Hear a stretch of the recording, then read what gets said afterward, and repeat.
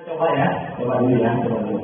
Ini lagunya aku diriku sendiri, menurut kamu dirimu sendiri. Aku dan kamu sama-sama ciptaan Allah yang Maha Kuasa. Aku punya hidung, kamu juga punya. Aku punya mulut, kamu juga punya. Ya bisa? Ya. Kita coba dulu ya. Ya. Sabar. Berharap. Oke, coba. 1, 2, 3 tangannya aja. Ya. Ya, langsung. Terus. Aku dirimu sendiri. Kamu dirimu sendiri. Aku dan kamu sama-sama ciptaan Allah yang Maha Kuasa. Aku punya hidung, kamu juga punya. Aku punya mulut, kamu juga punya. Aku punya mata, kamu juga punya. Aku dan kamu adalah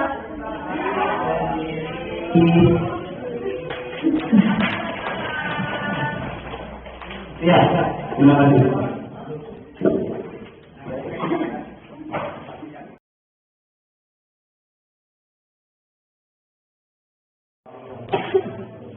Bismillahirrahmanirrahim. Allahumma sholli wa sallim alaihi wa ala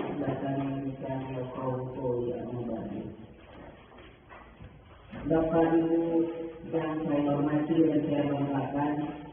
Pertama, mari kita panjatkan puji yang syukur kepada Allah Subhanahu wa taala bahwasanya pada hari ini, hari Rabu tanggal 25 Oktober 2023, kita bisa melaksanakan pertemuan dalam acara diseminasi budaya positif di sekolah dalam keadaan sehat walafiat.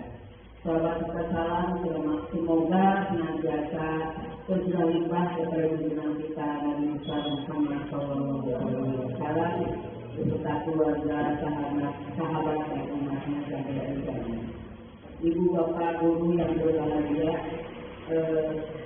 alangkah bahagianya hari ini kita bisa bertemu kembali di acara pertemuan berikutnya setelah kita melaksanakan pertemuan sebelumnya. Adapun yang akan dibahas oleh CGP pada hari ini yaitu oleh Bapak Nanda, oleh Bapak Yadi dan oleh Bapak Lukman, yaitu tentang diskriminasi budaya positif sekolah, di antaranya adalah mereka akan menyampaikan ide dan gagasan budaya positif yang sudah beliau ini diterima di PGP, dan mudah-mudahan budaya positif ini bisa ditularkan kepada rekan guru sekalian dan menjadi motivasi bagi kita semua untuk kita juga bisa mengikuti PGP di tahap berikutnya. Ada hal yang akan dibahas oleh PGP hari ini, yaitu salah satunya budaya positif yang akan dirubah diantaranya. Sebenarnya sudah biasa kita lakukan budaya positif ini, diantaranya kita sudah melaksanakan bersalaman setiap bertemu dengan siswa atau siswa, bersalaman dengan guru, kita menyambut siswa di depan gerbang, berdoa di setiap awal pelajaran dan melaksanakan rukun dan banyak hal yang sudah kita laksanakan. Namun yang akan dibahas kali ini adalah budaya positif, di antaranya adalah perilaku seorang guru kepada siswa tentang hukuman.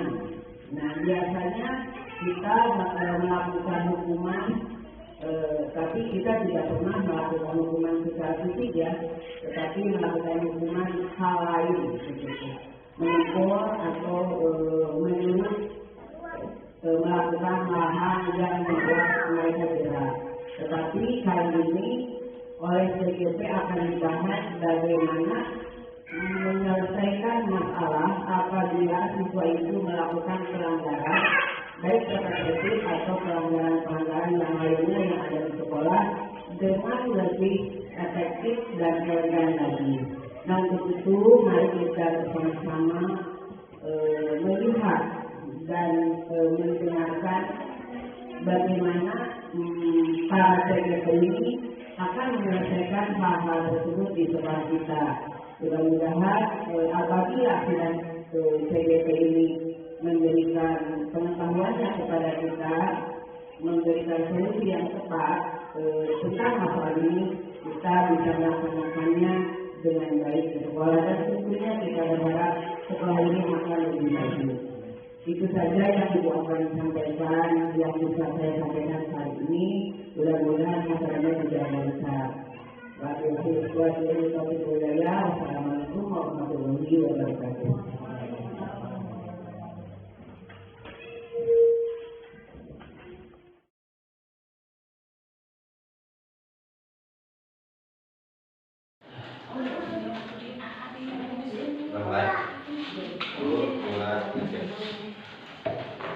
Alhamdulillahirrahmanirrahim. Acara selanjutnya yaitu pemaparan materi budaya positif yang akan disampaikan oleh Bapak Rukman Hidayat SPD. Kepada Bapak Rukman dipersilakan.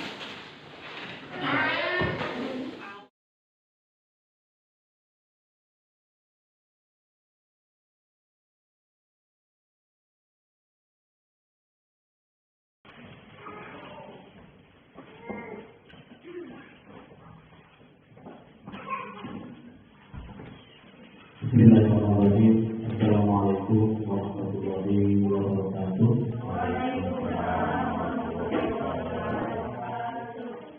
Bapak Ibu guru yang saya hormati, mohon maaf mengganggu waktunya.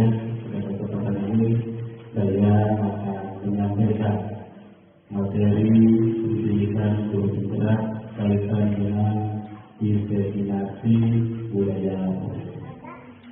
Mohon maaf mengganggu waktunya untuk mengikuti kegiatan ini. Nama saya Irfan Hidayat, SPD, tempat tugas yaitu di SPD. Selanjutnya, konsep inti budaya positif seperti yang sudah tadi disampaikan juga, yang pertama yaitu perubahan paradigma belajar, kemudian disiplin positif, nilai-nilai kebijakan, kebutuhan dasar manusia, motivasi perilaku, posisi kontrol guru, keyakinan kelas, dan ketiga restitusi.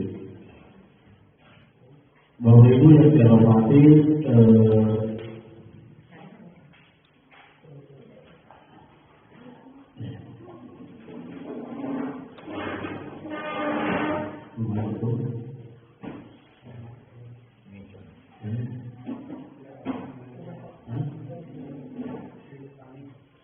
mohon maaf Bapak Ibu, saya sudah melakukan sertifikat restitusi yang dilakukan terhadap anak-anak yang ada di kelas saya berkaitan dengan permasalahan.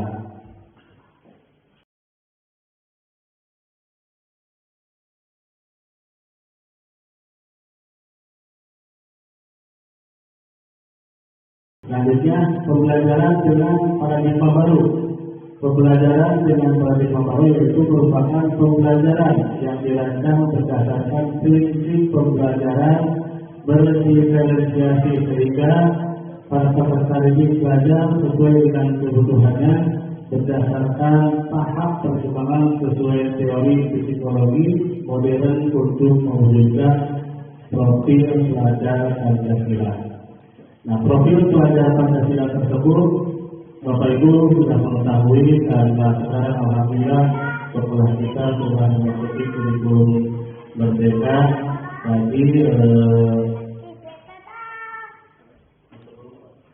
sebelumnya ditayangkan bahwa profil pelajar Pancasila itu beriman dan bertakwa kepada Tuhan Yang Maha Esa, mandiri, berkebijakan global, berpikiran terus kritis, berdalam kritis ya.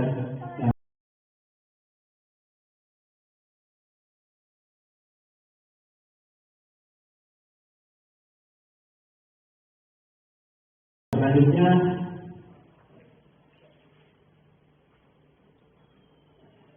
miskonsepsi tentang teori kontrol. Ilusi guru kontrol murid. Ilusi bahwa semua perbuatan positif, efektif, dan bermanfaat. Kemudian ilusi bahwa kritik dan membuat rasa bersalah mampu membuatkan karakter. Kemudian ilusi bahwa orang dewasa berhak memaksa.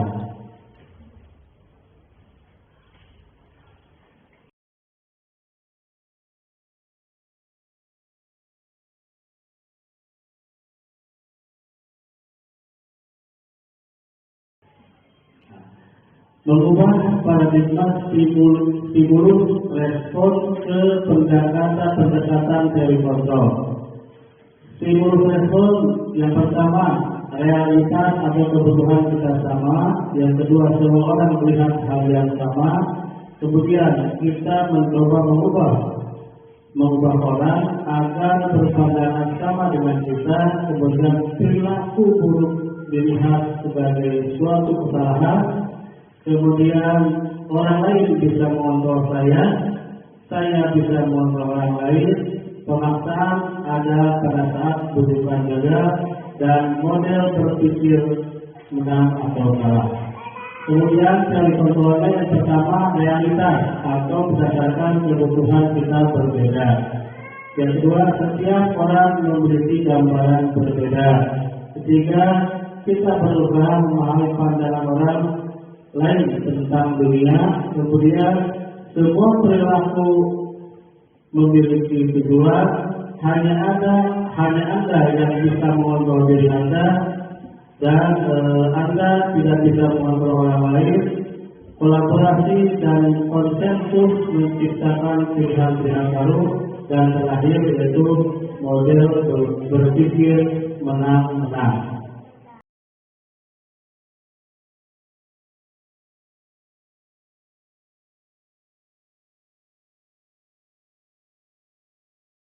Selanjutnya disiplin positif. Disiplin positif yaitu disiplin berasal dari kata disiplin yang artinya belajar. Disiplin mengacu pada disiplin diri yang memiliki tanggung jawab terhadap apa yang dilakukan berdasarkan nilai-nilai yang diyakini. Kemudian kalau disiplin positif yaitu merupakan suatu cara penerapan disiplin yang bertujuan untuk menumbuhkan kesadaran serta memberdayakan peserta didik tanpa imbalan atau penghargaan ancaman ataupun hukuman. Nah, sebagai pendidik tujuan kita adalah menciptakan peserta didik yang memiliki disiplin diri sehingga mereka berperilaku mengacu kepada nilai-nilai kebijakan universal dan memiliki motivasi intrinsik dalam perubahan perilaku ke arah yang lebih baik.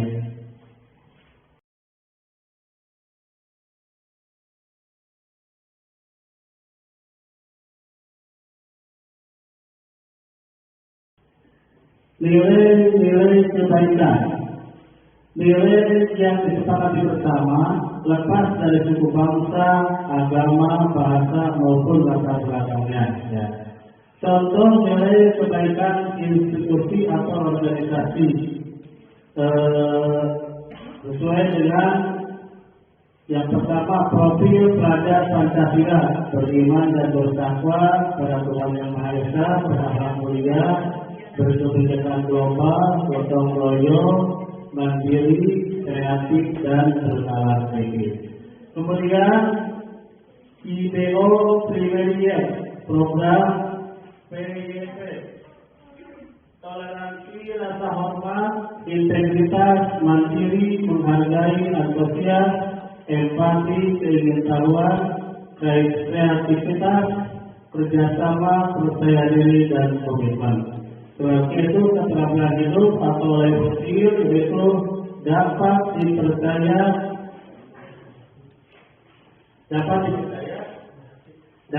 di hati pendengaran yang tidak merendahkan orang lain dan memberikan yang terbaik dari diri.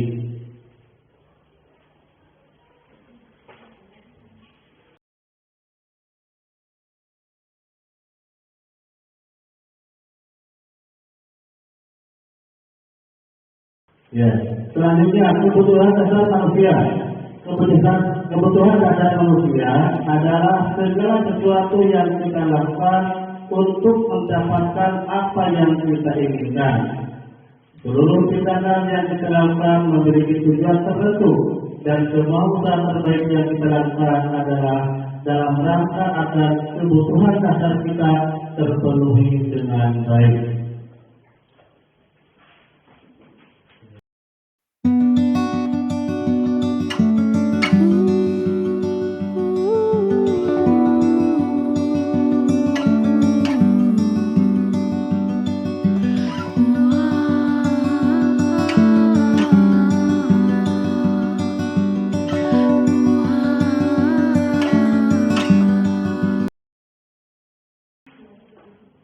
Nah, Bapak Ibu yang saya hormati, di sini ada 5 kebutuhan dasar manusia.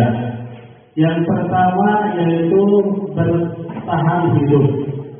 Apa yang dibutuhkan oleh manusia ya untuk melakukan bertahan hidup tersebut?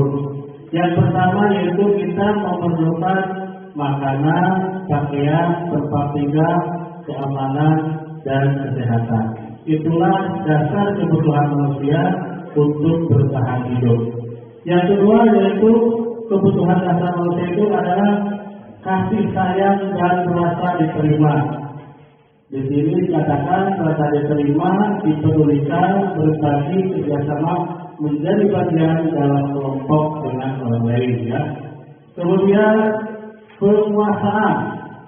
Penguasaan itu berkaitan dengan harga diri, keinginan untuk dianggap, memimpin, berprestasi, diakui dan didengar. Jadi ketika kita berbicara dengan orang lain, di sini ada kebutuhan dasar manusia, salah satunya itu kita ingin didengar oleh orang lain. Kemudian kebebasan. Kebebasan itu yaitu mandiri,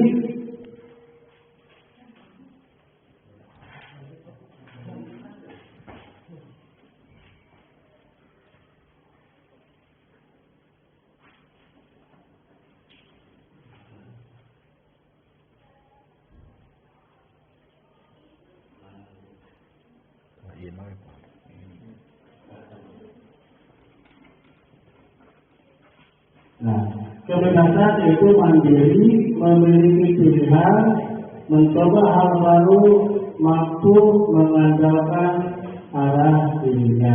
Yang terakhir yaitu adalah kesenangan.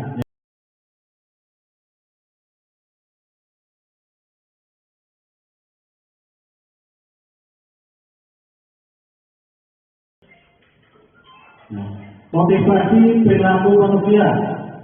Motivasi perilaku manusia itu untuk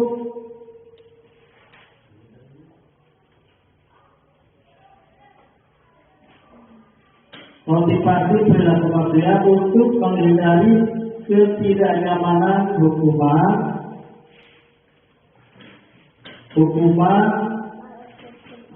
itu tidak terencana, tiba-tiba murid tidak tahu apa yang akan terjadi, tidak diduga dan bersifat satu arah berupa hukuman fisik ataupun psikis.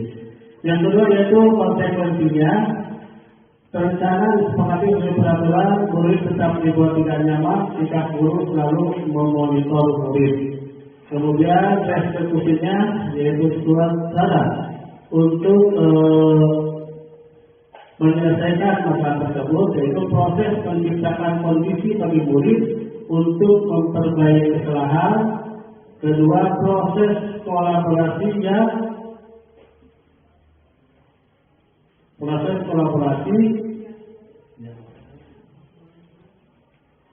murid untuk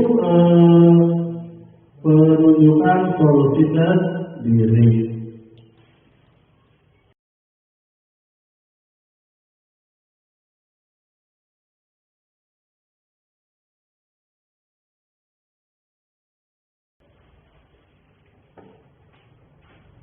Lima positif kontrol guru, sama seperti yang sudah disampaikan. Yang pertama ada penghukum, ada pemantau, ada pembuat merasa bersalah, ada teman dan ada manajerial.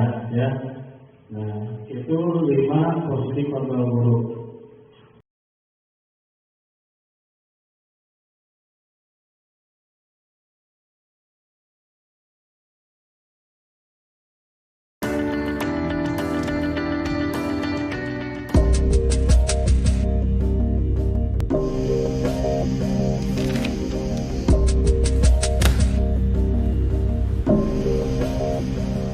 Naren! Sini kamu! Selamat pagi, Bu. Selalu terlambat. Kamu deh, pasti terlambat. Maaf, Bu. Saya... Apa? Apa coba? Alasan kamu apa lagi? Kapan sih kamu tidak terlambat? Malas sekali ya kamu jadi anak. Saya... Dasar pemalas. Gak kapok-kapok sih kamu. Sudah berapa kali terlambat? Sana, kamu keliling lapangan basket 2 kali. Kenapa saya harus keliling lapangan basket, Bu? Kenapa? Kamu mau lawan ibu? Berani-beraninya jawab. Sudah terlambat, masih berani jawab pula. Sekarang, keliling lapangan basket 5 kali sekalian. Biar kapok. Cepat! Pergi sana ke lapangan basket.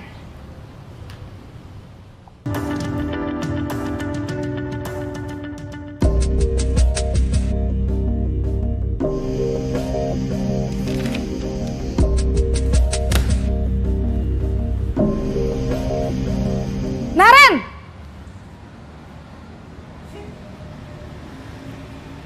Selamat pagi, Bu. Naren. Kamu kenapa terlambat lagi, Nak? Ya Tuhan, Naren. Kamu senang ya bikin ibu susah ya? Kalau kamu terlambat lagi, nanti ibu yang ditegur bapak kepala sekolah, Nak. Disangka ibu tidak bisa membina kamu. Duh, gimana ini? Maaf, Bu. Duh, Gusti Naren. Kamu suka ya kalau ibu ditegur bapak kepala sekolah? Terus, sekarang ibu harus tulis apa ini di buku absen? Ini kamu sudah sering terlambat loh. Ibu harus apa coba? Maaf, Bu. Maaf sekali. Ya sudah, lain kali jangan bikin ibu susah lagi ya nak ya. Ibu tidak akan kuat lagi kalau kamu begini terus. Bisa jantungan kalau ibu ditegur bapak kepala sekolah. Sana cepat ke kelas. Maaf ya Bu. Maaf sekali. Posisi pembuat rasa bersalah berbicara dengan nada tenang.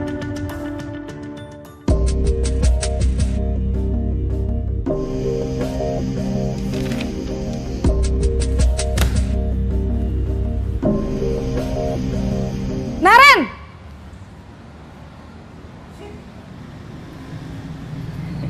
Selamat pagi Bu.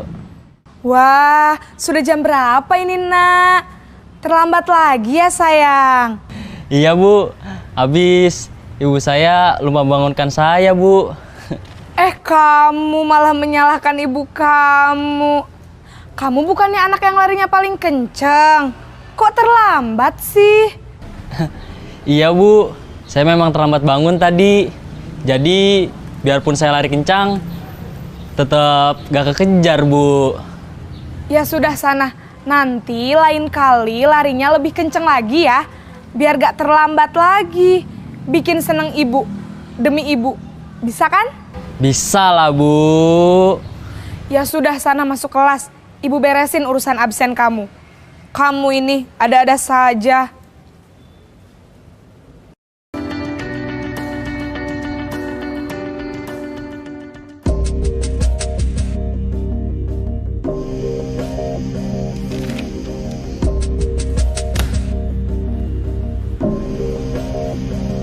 Naren!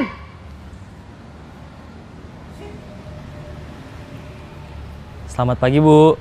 Naren, apa peraturan sekolah kita tentang jam berapa kita harus masuk sekolah, nak? Kita harus di sekolah jam 7 Bu. Iya, betul. Sekarang sudah jam 7.20.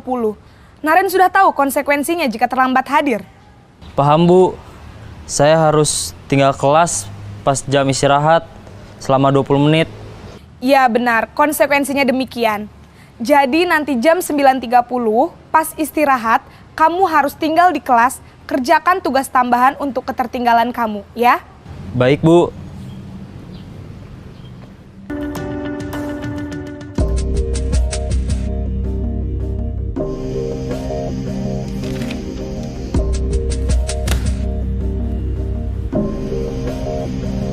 Naren!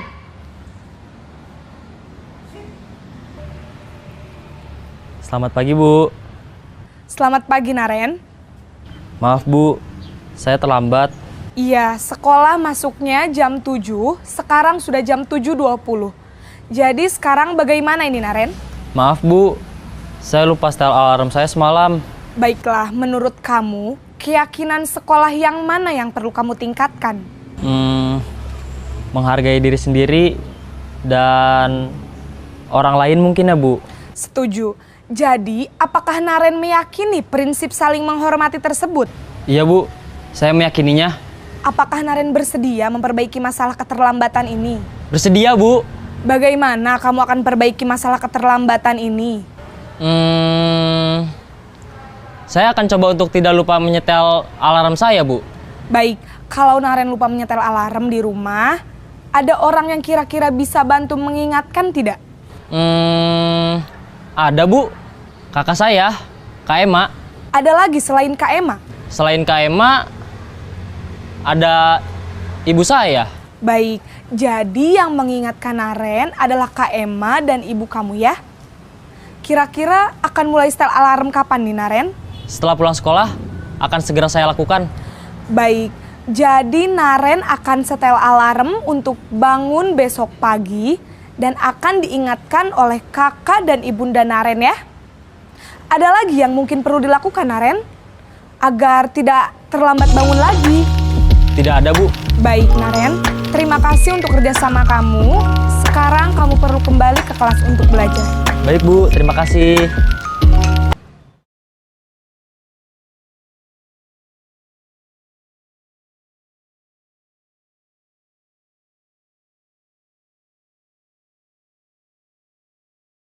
Contoh penerapan 5 posisi kontrol guru. Yang pertama yaitu kasus siswa tidak pakai atribut lengkap saat upacara bendera. Hormat pada bendera selama 1 jam. Berapa kali penghukumnya? Kalau itu kalau penghukumnya ketika siswa tidak pakai atribut lengkap saat upacara bendera. Yang bersifat menghukumnya itu ketika aturannya itu siswa disuruh hormat pada bendera selama 1 jam. Itu yang kurang baik dan tidak akan menjadikan anak menjadi lebih baik lagi. Kemudian membuat merasa bersalah, yaitu berapa kali ibu bapak harus memberitahu kamu selalu aja mengecewakan ibu bapak. Jadi di sini guru sudah memberikan berkali-kali pemberitahuan terhadap anak dan anak tersebut tidak pernah melaksanakannya. Jadi membuat si perilaku anak tersebut menjadi merasa bersalah karena sudah diingatkan oleh guru. Kemudian posisi sebagai teman, ayo dong ikut aturan sekolah.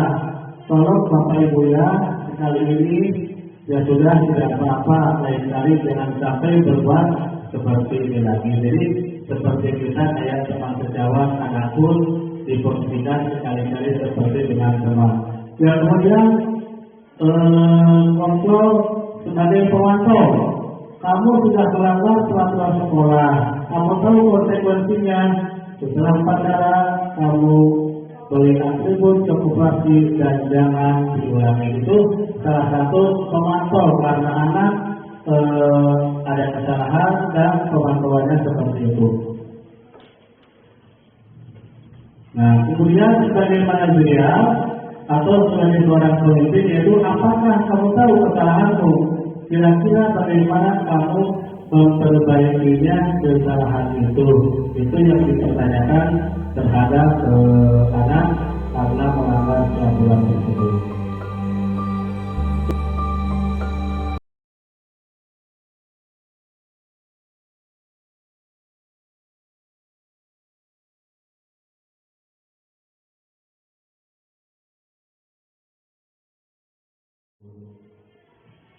Kemudian posisi kontrol apakah aku? Nah, saya kecewa sekali dengan kamu. Terus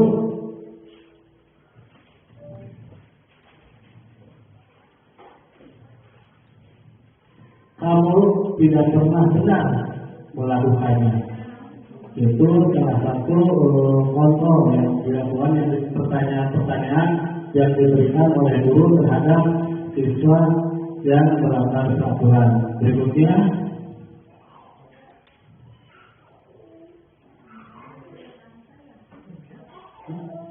apa rencanamu untuk menyelesaikan masalah ini? Ketika anak kita bersalah, kita tanya, kemudian kita tanyakan lagi apa solusinya.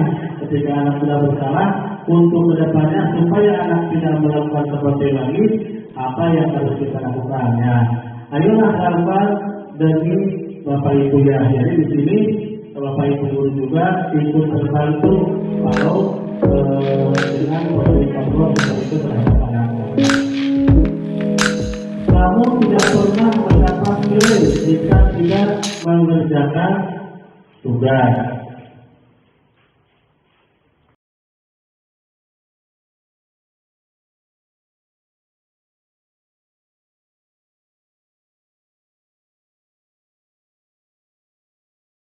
Yaitu adalah tentang keyakinan kelas.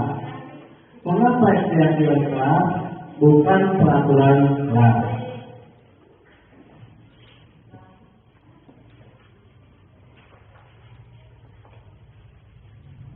Nah, pembentukan keyakinan kelas dibentuk berdasarkan hal-hal sebagai berikut. Yang pertama bersifat abstrak.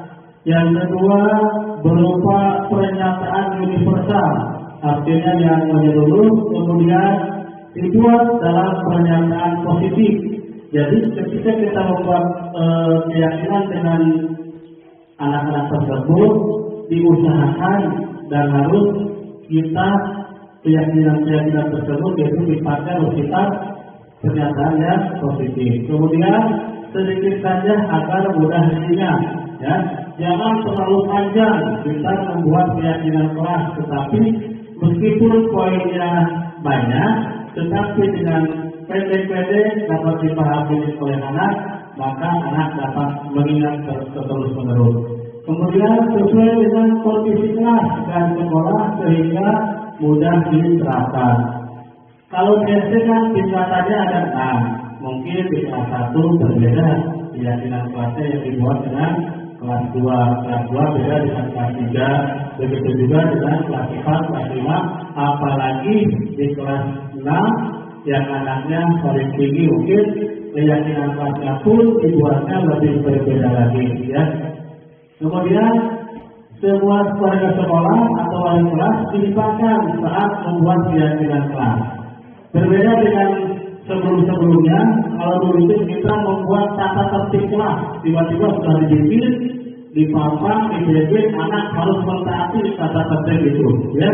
Kalau sekarang itu dengan keyakinan kelas, jadi pada awal masuk pembelajaran tersebut, ketika awal semester misalnya, kita membuat keyakinan kelas dengan anak-anak, dan yang membuat keyakinan kelas tersebut bukan kita, tapi anak-anak itu sendiri. Kita hanya sebagai fasilitator, yang membuat keyakinan tersebut adalah anak-anak itu sendiri. Jadi perjanjian yang dibuat bukan oleh kita, tapi dibuat oleh anak, dan untuk dilaksanakannya pun oleh anak itu sendiri. Kenapa? Karena dengan keyakinan yang dibuat oleh anak, ketika anak melakukan kesalahan, dia akan merasa jadi tahu bahwa itu adalah aturan atau keyakinan yang dibuat oleh saya, dan kemudian misalnya kalaupun saya melanggar, berarti itu adalah kesalahan saya juga. Nah, berkaitan dengan dari keyakinan tersebut,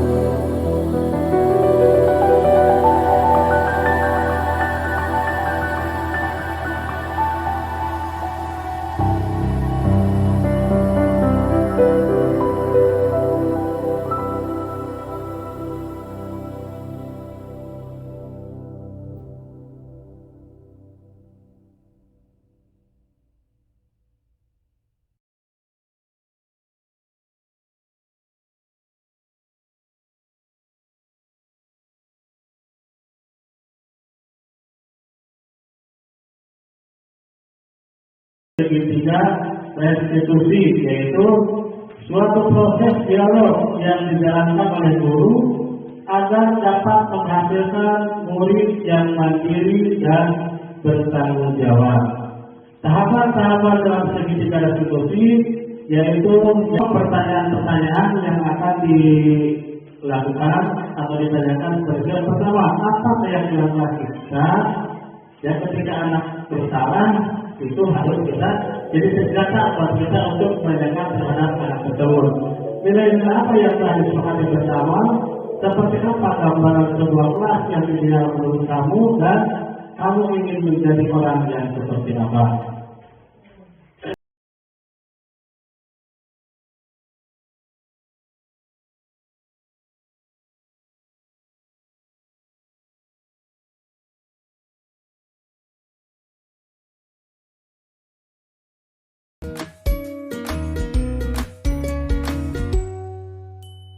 Salam dan bahagia Ibu dan Bapak Guru hebat. Pada video kali ini kita akan membahas tentang salah satu program disiplin positif yang diterapkan di lingkungan sekolah yang dikenal dengan nama restitusi.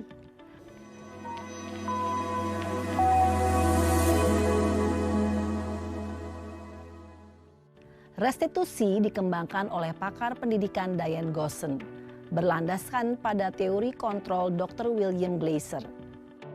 Segitiga restitusi adalah suatu proses dialog yang dijalankan oleh guru atau orang tua agar dapat menghasilkan murid yang mandiri dan bertanggung jawab. Pada saat guru di posisi manajer, aspek yang dikembangkan pada murid adalah motivasi intrinsik, sehingga penanaman nilai-nilai kebajikan dapat tumbuh dan berkembang menjadi suatu kebiasaan positif yang akhirnya membentuk karakter murid. Proses dialog ini terdiri dari 3 langkah yang digambarkan pada ketiga sisi pada segitiga restitusi. Sisi pertama adalah menstabilkan identitas. Sisi yang kedua adalah validasi tindakan yang salah. Dan sisi yang ketiga adalah menanyakan keyakinan.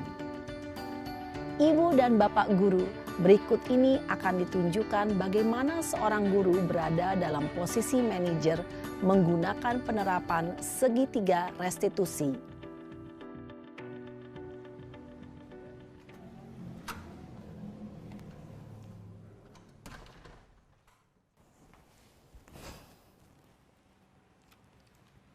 Siang, Sarah. Siang, Pak. Sudah lama nggak ketemu Sarah. Kenapa hari ini ada di sini? Kesel, Pak. Kesel banget. Masa aku dikatain tukang fitnah, Pak? Ya aku marah lah. Aku balik ngatain Eka di depan kelas. Kesel banget. Oh, begitu. Ya pasti kamu marah dan kesal. Bapak juga akan marah apabila ada yang menuduh Bapak seperti itu. Kemudian, pada saat itu, kamu mau melakukan apa? Ya saya langsung ngatain Eka lah, Pak. Kesel banget. Saya bentak-bentak dia depan teman-teman lain. Oh, begitu. Pasti kamu melakukan seperti itu karena suatu alasan tertentu, bukan? Iyalah, masa saya diam saja, Pak? Ya saya bela diri lah. Masa saya dituduh tukang fitnah? Ya wajarlah. Mempertahankan harga diri itu sesuatu yang penting buat kamu. Untung kamu tidak bertindak lebih gegabah lagi. Hanya membentak-bentak. Iya, Pak. Untung saya masih bersabar dan hanya membentak saja. Sudah gemes padahal, saya pasti bela diri lah. Ya pasti ya, tapi kamu memilih untuk tetap bertahan dan bersabar. Kamu memilih untuk tidak berbuat lebih parah lagi, bukan? Iya. Nah, sekarang coba kita lihat lagi. Tindakan kamu yang bentak-bentak Eka di kelas. Tindakan kamu itu kira-kira sesuai dengan keyakinan kelas atau prinsip kamu tidak? Enggak lah, Pak. Capek, Pak, jadi pemarah. Jadi keyakinan atau prinsip mana yang kurang sesuai dengan keinginan kamu? Ya, saya sebenarnya sangat menghargai orang lain. Mungkin saat itu saya menjadi emosi, jadi tidak menunjukkan sikap itu. Kamu meyakini tidak? Menghargai orang lain itu penting buat kamu. Yakinlah, Pak.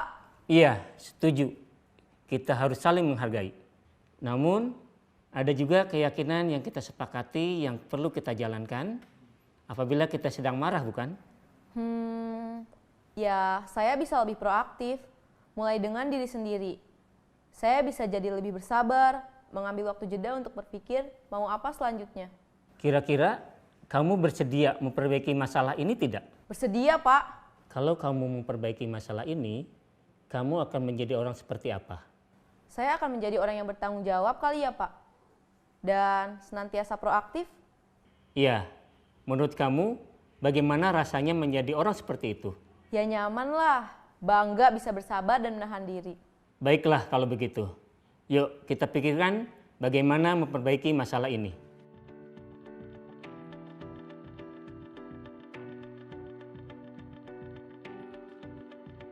Ibu dan Bapak guru hebat, baru saja kita menyaksikan contoh bagaimana seorang guru berada dalam posisi manajer menggunakan penerapan segitiga restitusi. Mari kita bahas satu persatu. Pada sisi pertama, menstabilkan identitas berdasarkan pada prinsip bahwa membuat kesalahan adalah bagian dari proses pembelajaran. Sisi pertama dari segitiga ini berperan menggeser identitas murid dari identitas gagal ke identitas sukses. Murid yang sedang bertingkah laku yang tidak pantas atau menarik diri saat itu sedang mengalami identitas gagal. Bila kita mengkritiknya, maka posisinya tidak akan berubah. Kita bisa mengajukan pernyataan-pernyataan ini. 1. Membuat kesalahan sesuatu yang wajar. 2. Manusia tidak ada yang sempurna. 3. Kita bisa memperbaiki masalah ini. 4. Saya tidak menanyakan kesalahannya. Saya lebih fokus bagaimana memperbaiki masalah ini. 5. Apakah saat ini kamu tengah menjadi orang yang baik untuk dirimu sendiri? Pada sisi kedua, validasi tindakan yang salah berlandaskan pada prinsip bahwa setiap perilaku berupaya memenuhi suatu kebutuhan tertentu. Guru yang telah memahami teori kontrol akan bergeser dari pemikiran stimulus respon menjadi proaktif dan mencoba untuk mengenali tujuan dari perilaku murid. Mengenali dan mengakui kebutuhan murid ini dapat memperbaiki hubungan dengan murid tersebut. Pernyataan atau pertanyaan bisa disampaikan dengan nada suara tidak menghakimi atau memojokkan, sehingga dapat mengembalikan murid pada posisi positif. 1. Kamu bisa saja bertindak lebih gegabah lagi dari ini. 2. Kamu bukan melakukannya tanpa suatu alasan tertentu. 3. Kamu melakukannya karena mempertahankan sesuatu yang penting bagimu. 4. Mungkin kamu bisa mempelajari suatu perilaku baru yang lebih efektif. Bersediakah kamu mempelajarinya? Selanjutnya, kita akan simak sisi terakhir, yaitu menanyakan keyakinan. Teori kontrol menyatakan bahwa pada dasarnya kita termotivasi secara intrinsik. Pada saat perilaku yang salah telah divalidasi dan identitas sukses telah stabil, maka murid telah siap mengaitkan keyakinan-keyakinannya dengan tindakannya yang salah dan pemikirannya telah bergeser ingin menjadi orang yang dituju.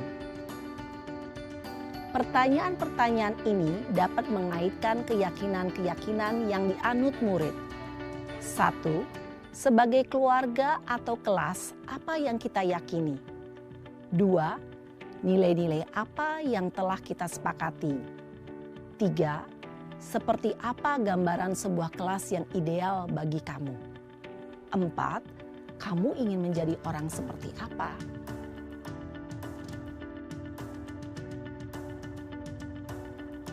Dalam menerapkan segitiga restitusi, perlu diperhatikan beberapa hal, yaitu 1. Perilaku yang salah perlu dikaitkan dengan nilai-nilai atau keyakinan-keyakinan yang telah disepakati atau dituju.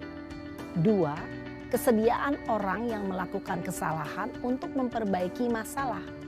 3. Pemecahan masalah sebisa mungkin relevan atau memiliki hubungan dengan masalah yang ada. 4. Usaha. Perlu adanya suatu usaha perbaikan dari pihak yang berbuat kesalahan. 5. Waktu. Perlu didedikasikan waktu dari pihak yang berbuat kesalahan. Tanyakan kapan akan mulai diberlakukan usaha untuk memperbaiki masalah. Dengan memahami struktur penerapan segitiga restitusi, diharapkan guru dapat menerapkan posisinya sebagai manajer dengan mengajukan pertanyaan-pertanyaan bermakna yang dapat membuat murid menjadi lebih percaya diri, bertanggung jawab, dan mandiri. Nah, ibu bapak guru perlu tidaknya mengikuti ketiga tahapan dalam segitiga restitusi bergantung pada ringan beratnya suatu permasalahan. Misalnya, bila permasalahan tersebut ringan, maka tidak perlu dijalankan secara berurutan. Bahkan bisa semudah menanyakan apa keyakinan yang kita sepakati. Dengan menjalankan segitiga restitusi, dengan mengajukan pertanyaan-pertanyaan bermakna, diharapkan murid menjadi lebih kuat secara pribadi, dapat membuka wawasan murid agar dapat menyelesaikan permasalahannya sendiri, semakin percaya diri, mandiri, dan merdeka. Salam dan bahagia, Ibu Bapak Guru hebat.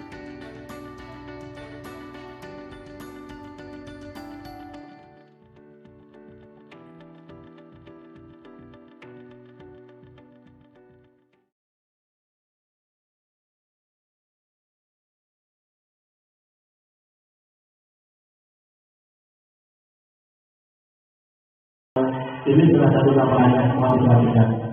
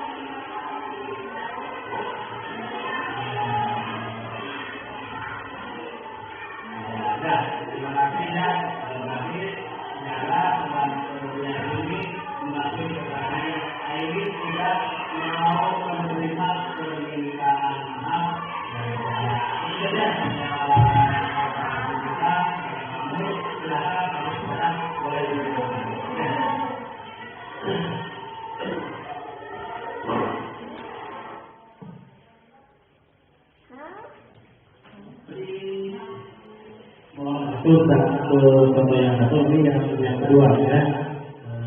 Soalnya ada hal yang harus dijelaskan sama istri. Kemarin Bapak lihat pas hari Sabtu ya, istri tidak mengikuti kegiatan bersama saya.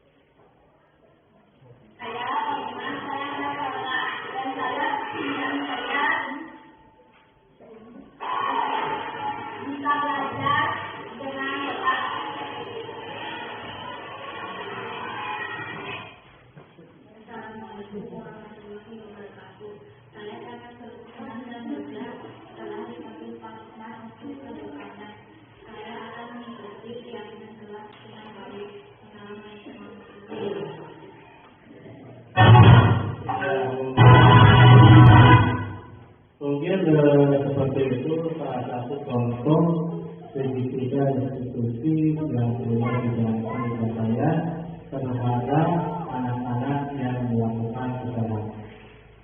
Dan begitu juga ada tanggapan dari anaknya, alhamdulillah anak menjadi senang, tidak merasa bersalah lagi dan dapat mengikuti kegiatan belajar dengan baik. Sebagai penutup, yaitu dalam penerapan program disiplin positif, hendaknya guru memiliki standar kepribadian profesional dan sosial yang baik, di mana guru mampu merefleksikan dirinya dalam posisi kontrol saat ini. Bagaimana perjalanan dirinya sebagai manajer yang menuntut murid-muridnya menjadi insan yang mandiri, merdeka dan bertanggung jawab. Mungkin seperti itu yang dapat saya sampaikan. Terima kasih atas segala perhatiannya. Mohon maaf atas segala semuanya. Wassalamualaikum warahmatullahi wabarakatuh. Terima kasih kepada Bapak Usman. Mari kita beri aplaus dulu. Dari rekan-rekan semuanya, kiranya ada yang menyampaikan pertanyaan atau ide atau masukan dan gagasan, dipersilakan.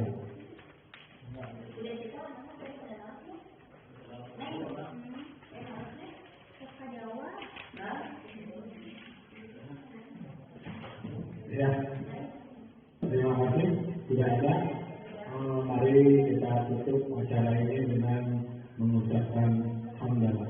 Alhamdulillahirrahmanirrahim. Wassalamualaikum warahmatullahi wabarakatuh.